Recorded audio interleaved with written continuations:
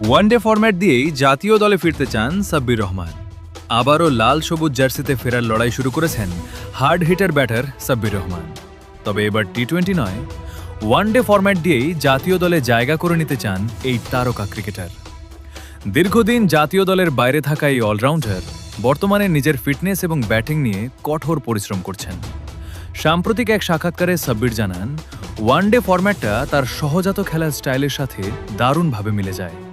এখানে ইনিংস গড়ার পাশাপাশি দলের প্রয়োজনে মারমুখী ব্যাটিং করার যথেষ্ট সুযোগ থাকে।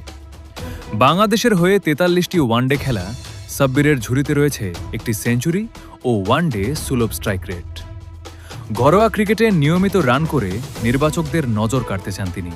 সাব্বিরের বিশ্বাস, সঠিক সুযোগ পেলে মিডল অর্ডারে আবারও দলের ভরসা হয়ে উঠতে পারবেন তিনি।